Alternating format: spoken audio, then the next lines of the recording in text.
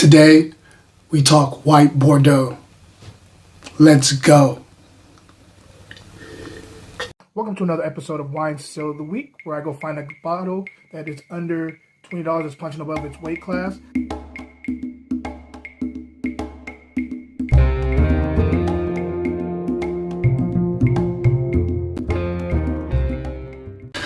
What is up? How is everybody doing this fine Friday evening? I'm doing very well. It's the end of the week. Super happy to get into this wine with you guys today. First thing I want to ask is I hope you guys are sipping on something really, really good.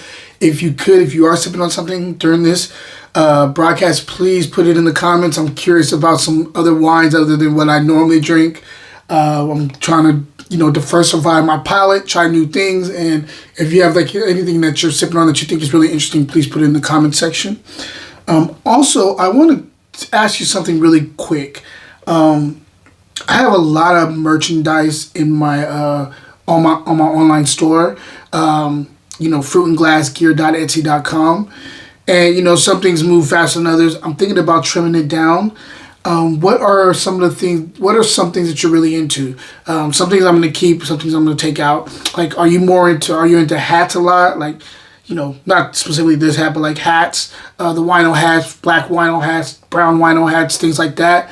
Or are you more into the shirts, V-necks, cutoffs, whatever, regular t-shirts? We have joggers too. So just let me know in the comments what.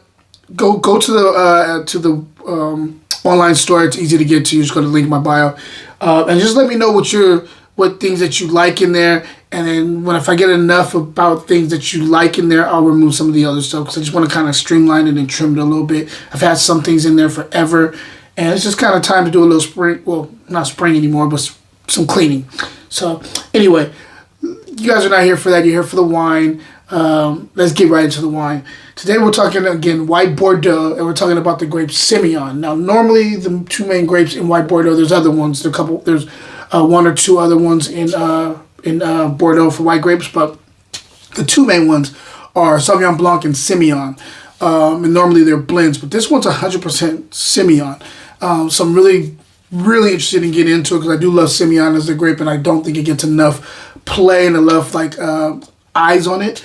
On top of that, one of the things that kind of drive me crazy is people don't talk about White Bordeaux enough, and I love White Bordeaux. Of course, they're known for their sauternes, which is dessert wines. But for me, I like crisp, clean White Bordeaux. That is complex. Even the ones that are not so complex, they tend to always be really mineral driven and delicious. So let's get right into this. Semillon is one of those grapes that I'm a big fan of when it's done right, because sometimes people don't know what they're doing with the Semillon. They try to treat it as Sauvignon Blanc, and it is its own grape, and it's its own grape for a reason. And it's added to blends for a reason. So let's get right into it. This is called by the way, before I move on too quickly because I want to sip on the wine, 2019 Chateau Lapinisse out of Graves area in Bordeaux. Hope you guys can see that label. There we go. Yep, cool. Let's get right into this. On the nose. So I immediately get white peach here. There's a little bit of grapefruit here too, pink grapefruit, and I'm also getting a lemon zest here too. I'm also getting nectarine here too, so a little bit more stone fruit than other stuff. Bit of underripe pineapple here too. White flowers. A little bit of a kind of a secondary flintiness too. And some passion fruit. Let me go ahead and taste it and see if everything's translating to the palate. This makes me feel good. Maybe do a little shimmy on that. I like this a lot. Oof. Yeah, let me taste a little bit more of this. Yeah, this is delicious. Okay, structure-wise, acid is medium. Finish is long. It does not dip in the mid palate at all. It kind of stays very consistent. Maybe gets a little bit light on the finish, but then takes on a little bit more steam after it goes down, because the finish is quite persistent.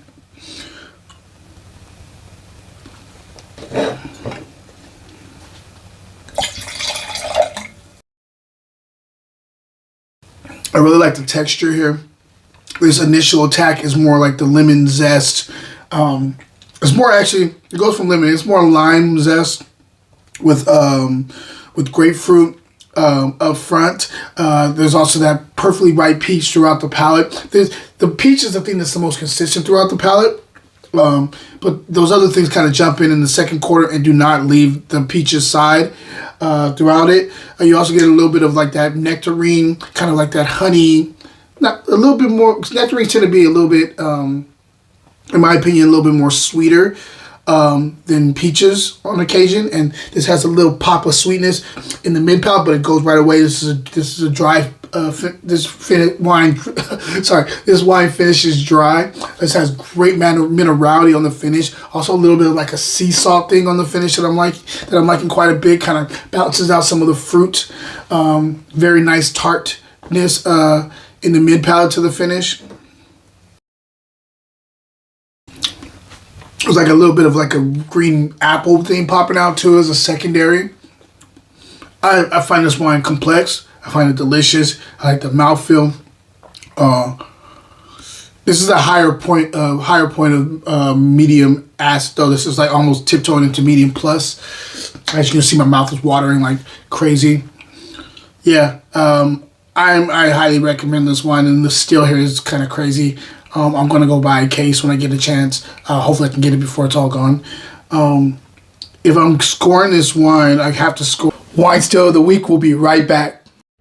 I am what folks call an art lover. And if you love art too, go check out my website, fruitandglass.etsy.com. I have wine-inspired art there, and I wanted to share it with everybody. Cheers. Now back to the show.